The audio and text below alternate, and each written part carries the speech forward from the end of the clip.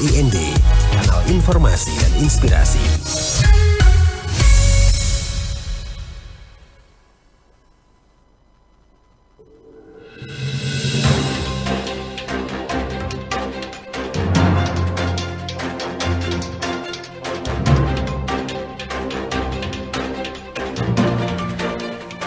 Pendengar Pro 1 dimanapun berada, kembali kami menghadirkan ya wawancara kita kali ini bersama Kepala Stasiun Meteorologi Kelas 2 Eltari Kupang ya, Bapak Sti Nonetek ya, terkait dengan BMKG ungkap penyebab cuaca ekstrim di NTT ya. 3 bibit siklon terdeteksi nih pendengar. Nah, seperti apa perbincangan kita pagi hari ini? Kami sudah terhubung ya dengan Bapak Sti Nonetek. Halo, selamat pagi Bapak. Selamat pagi Bu, selamat pagi para pendengar RI di mana. Baik, halo selamat pagi.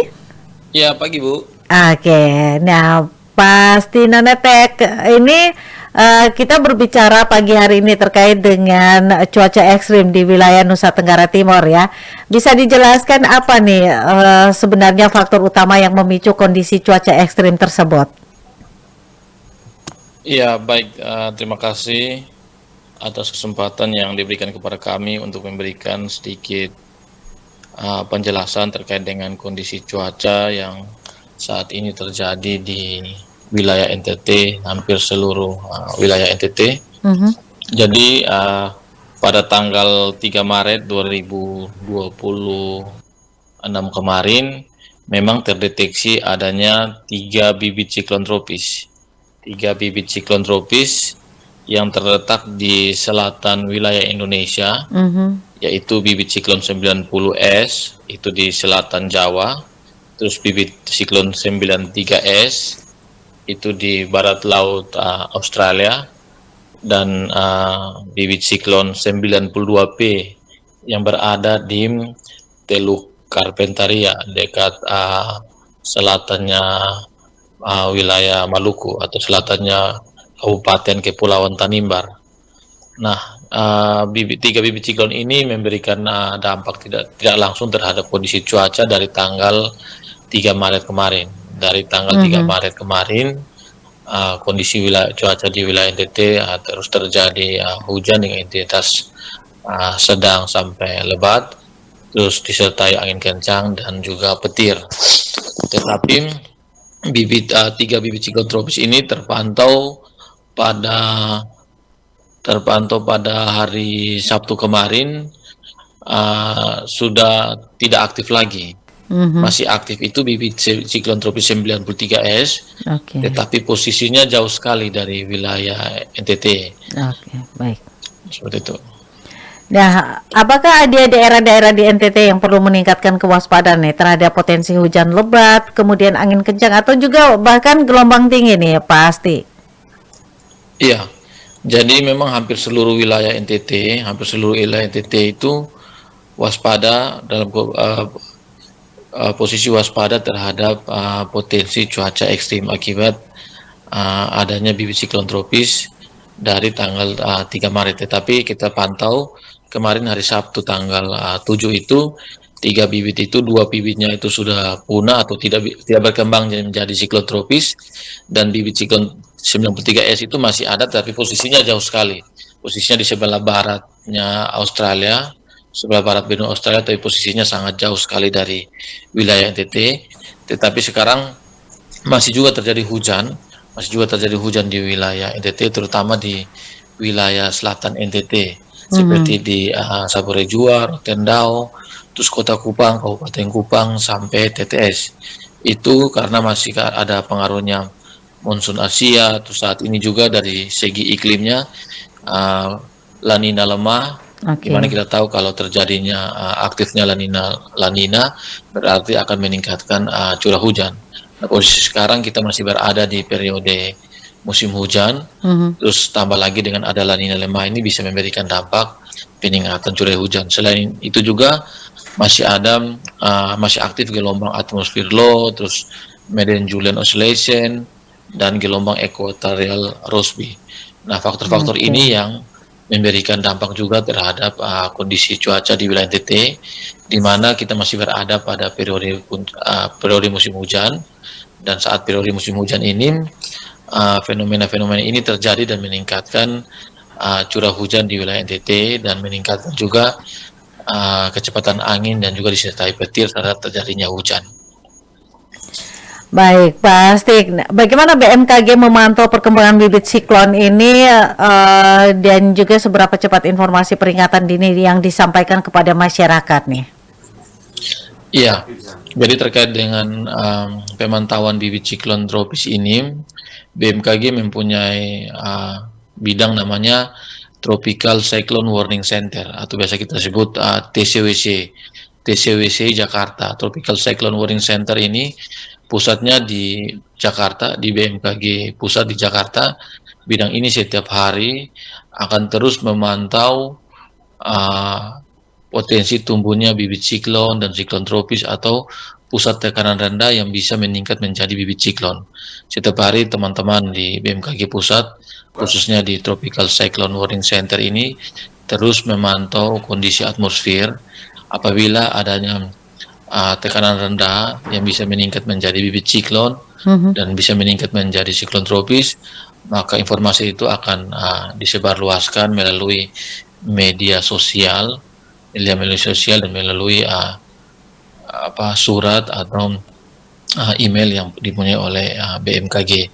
Dan juga teman-teman di BMKG pusat juga setiap hari berkoordinasi dengan teman-teman daerah. Oke. Kami selaku koordinator National Digital Forecast atau NDF yang ada di wilayah NTT. Jadi setiap provinsi itu mempunyai satu koordinator Nasional Digital Forecast. Nah, untuk wilayah NTT ini, Stasiun Meteorologi Kelas 2 El-Tari Kupang yang ditunjuk sebagai koordinator NDF.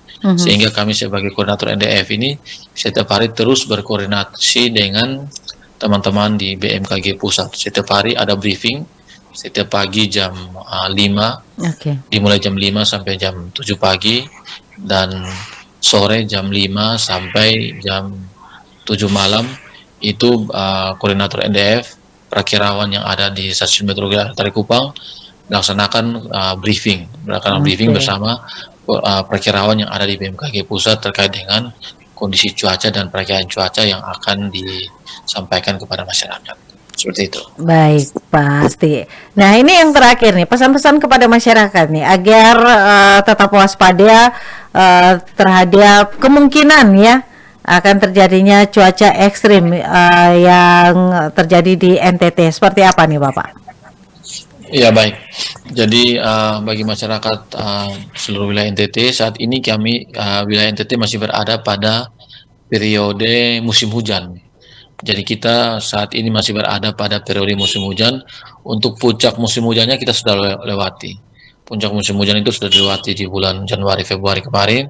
Tapi sekarang kita masih berada pada periode musim hujan, dan nanti di bulan April itu hampir seluruh wilayah NTT sudah akan memasuki awal musim kemarau. Oleh sebab itu kami mengharapkan kepada masyarakat seluruh NTT, saat ini kita masih berada di periode musim hujan, untuk terus waspada terhadap kondisi cuaca karena masih berada pada musim hujan sehingga potensi cuaca ekstrem itu masih terjadi. Dan seperti diketahui juga bahwa munculnya bibit siklon dan siklon tropis di wilayah selatan Indonesia itu periodenya itu bulan November sampai bulan April.